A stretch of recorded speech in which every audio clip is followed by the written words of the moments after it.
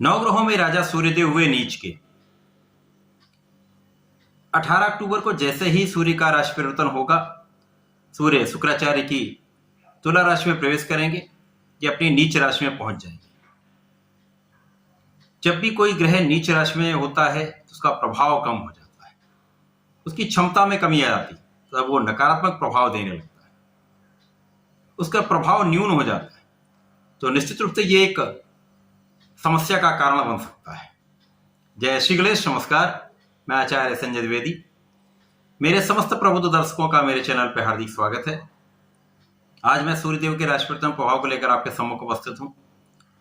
सूर्यदेव नवग्रह में राजा है, इसी प्रकार से इनका प्रभाव भी है। एक विशेष आभामंडल है, सामर्थ्य है, क्षमता है, तथा अपना एक विशेष उत्तरदायित्व है तथा कर्तव्य है। इस जीव जगत में जीवन का, प्राण का संचार सूर्य की प्रथम किरण से होता है। इस जगत में प्रकाश के स्रोत सूर्यदेव हैं। ऊर्जा का प्रवाह करते हैं, साथ ही साथ ये इस जनजीवन को एक आशा, एक आत्मबल प्रदान करते हैं।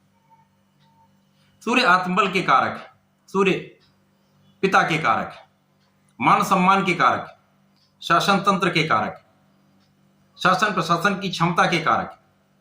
तो निश्चित रूप से सूर्य का परिवर्तन जब नीच राशि में होगा तो समस्त राशियों को प्रभावित करेगा।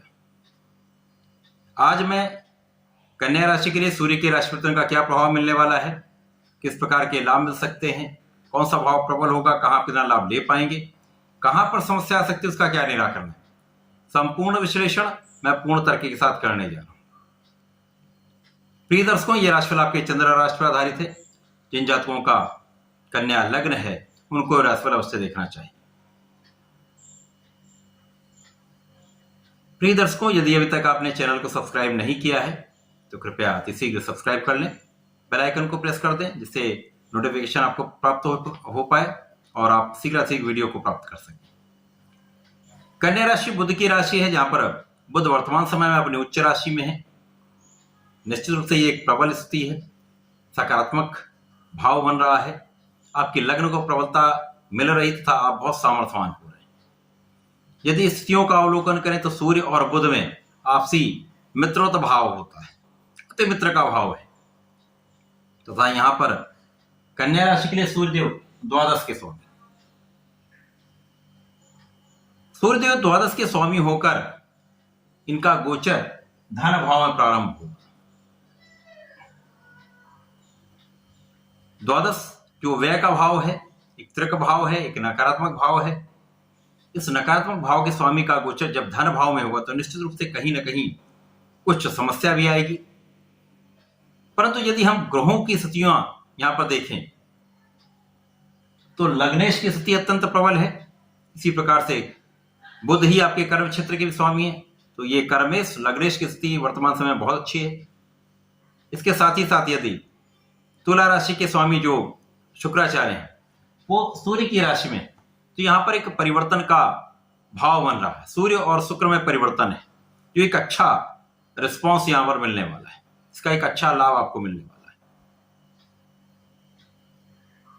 इसके साथ ही साथ गुरुदेव बृहस्पति जो 2 केंद्र के स्वामी होकर यहां पर अष्टम भाव में, ये एक समस्या का कारण है। यहां पर राहु के साथ होकर इनकी सीधी दृष्टि का प्रभाव द्वितीय भाव पर, जहां पर वर्तमान समय में मंगल का गोचर सूर्य के साथ होगा। अब जब सूर्य का गोचर द्वितीय भाव में होगा, जो कि धन का भाव है, यहां पर धन तथा व्यय में परिवर्तन हो रहा है। इस समय में निश्चित रूप से आपके धन की प्रबलता आपको प्राप्त होगी, धन वृद्धि होगी, परंतु व्यय में भी उसी अनुपात में वृद्धि होगी। यहां पर ये भी कह सकते हैं जैसे जैसे आपके व्यय बढ़ते जाएंगे आपकी आय में भी वृद्धि होती जाएगी, धन का आगमन आपके पास होता जाए। ये एक ऐसी स्थिति बन रही है। यहां पर यह भी कह सकते हैं कि जैसे जैसे आपके पास व्यय बढ़ेंगे आपके पास धन का आगमन बड़ी मात्रा में होगा, अथवा धन की व्यवस्था हो जाए तो व्यय यहां पर मैनेज हो जाए, संतुलित हो जाए। ये धन आपको पारिवारिक संपत्ति से मिल सकता है, पिता से प्राप्त हो सकता है, भाई से प्राप्त हो सकता है, पारिवारिक संपत्ति से प्राप्त हो सकता है। इसी प्रकार से पारिवारिक जन से आपको प्राप्ति हो सकती है। सबसे विशेष समय ये यहां पर ये बन रहा है, यहां पर आकस्मिकता के भाव में कुछ ऐसे परिवर्तन हो रहे हैं जिसके कारण आपको अचानक धन की प्राप्ति हो सकती है। निश्चित रूप से सूर्य के परिवर्तन से वो समस्याएं तो बढ़ेंगी, परंतु आपके अचानक धन का लाभ आपको अवश्य प्राप्त होगा। कोई प्रॉपर्टी आपकी ऐसी हो जहां पर उसका विवाद हो, उसका हल निकल आए, उससे आपको लाभ मिल जाए। अचानक कहीं से धन की प्राप्ति अवश्य होने वाली। लॉटरी से भी धन की प्राप्ति हो सकती है, परंतु आज के समय में ये इतना संभव नहीं है। तो कहीं ना कहीं से धन का आगमन आपके पास अवश्य होगा, या आपका कहीं धन फंसा हुआ हो, वो धन आपको प्राप्त हो जाए। इस प्रकार से ये धन आपको प्राप्त होने वाला है। सूर्य का प्रभाव यहां पर आपकी वाणी को यहां पर डिस्टर्ब करेगा। वाणी का भाव निश्चित रूप से यहां प्रभावित होने वाला है। वाणी आपकी कठोर हो सकती है। वाणी की कठोरता से आपसी सामंजस्य में कमी आ सकती है। वर्तमान समय में जो ग्रहों की स्थितियां उसके अनुसार सूर्य, शुक्र तथा मंगल का यहां संबंध बन रहा है, जो तात्कालिक मैत्री के भाव में। मंगल की राशि पर सीधा प्रभाव भी है, मंगल के साथ सूर्य का युति प्रभाव भी। मंगल सूर्य अति मित्र हैं, राजा और सेनापति हैं। तो ये अत्यंत साहस बढ़ाने वाला समय। आपका साहस निश्चित रूप से बढ़ेगा, परंतु अति उत्साह में कोई भी कार्य आपको नहीं करना चाहिए। अति उत्साह आपके लिए हानिकारक हो सकता है, परंतु आपको अचानक धन प्राप्त होगा। गुरु का प्रभाव आपके धैर्य को बढ़ाने वाला है, आपके विवेक को बढ़ाने वाला है, परंतु वाणी की कठोरता आपके लिए कष्टकारी हो सकती है। वाणी कठोर होगी तो परिवार के साथ सामंजस्य में कमी आएगी। लोगों के साथ आपका जो भाव है वो यहां पर प्रभावित हो जाएगा, जिसके कारण कुछ समस्याएं आ सकती हैं। आंखों के रोगों से सावधान रहना होगा।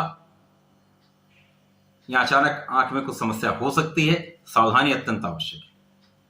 इसी प्रकार से यहां पर यदि अवलोकन करें तो सूर्य का प्रभाव गुरु पर, गुरु का प्रभाव सूर्य पर होने के कारण, अब चूंकि यहां पर गुरुदेव सप्तम के स्वामी, तो पारिवारिक सामंजस्य बढ़ेगा।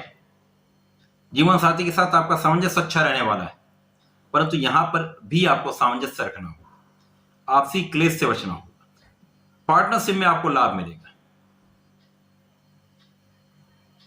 कोई भी कार्य आंख बंद करके नहीं करना। पूर्ण विद्या, बुद्धि, ज्ञान के भाव को प्रबल करते हुए, उनका पूर्ण सहयोग लेते हुए, अपने बुद्धिबल का प्रयोग करते हुए, सोच समझकर, गणना करके आपको कार्य करना चाहिए। यदि नहीं समझ में आता, किसी बड़े की सलाह लेकर कार्य करें। यहां पर आपको नियमित रूप से बड़ों का आशीर्वाद लेना चाहिए, ब्राह्मण का आशीर्वाद लेना चाहिए। साथ ही साथ यहां पर अपने माता पिता का आशीर्वाद आपको प्राप्त करना चाहिए, क्योंकि यहां पर गुरु भी अष्टम भाव में, तो कहीं ना कहीं आपके धैर्य में कमी आ सकती है, आपके विवेक में कमी आ सकती है, जिसके कारण आपके निर्णय प्रभावित हो सकते हैं। तो यहां पर यदि आप आशीर्वाद लेंगे तो आपका बल प्रबल हो जाएगा। साथ ही आपके आत्मबल में वृद्धि हो जाएगी। आपका कॉन्फिडेंस अच्छा रहने वाला है। आपका मन भ्रमित नहीं होगा, विचलित नहीं हो पाएंगे, आप अडिग रहेंगे, तो समस्याएं भी कम होंगी। समस्त चीजें आपके मन के विचलन से ही होती हैं। यदि आप संतुलित हैं, आपका मन संतुलित है, तो सकारात्मक भाव आते हैं, सकारात्मकता बढ़ जाती, तो डिसीजन अच्छे होते हैं। कन्या राशि के लिए सूर्य का परिवर्तन धन लाभ कराएगा, व्यय भी बढ़ाएगा, संतुलन की स्थिति रहेगी, परंतु यहां पर आपको कुछ धैर्य रखना होगा, समझदारी से कार्य करना होगा, वाणी पर नियंत्रण निश्चित रूप से रखना होगा। कन्या राशि के जातकों के लिए नियमित रूप से भगवान श्री गणपति महाराज के शरण में रहना चाहिए। वर्तमान समय में श्री गणपति महाराज के संकनासन गणेश स्तोत्रम का पाठ अवश्य करना चाहिए। सूर्यदेव को जल देना चाहिए। यदि आप ऐसा कर लेंगे तो निश्चित रूप से बहुत सारी समस्याएं कम होंगी, लाभ की वृद्धि होगी, संतुलन की स्थिति बनी रहेगी, आप उसका लाभ ले पाएंगे। ऐसा करके इसका लाभ लें। धन्यवाद, नमस्कार।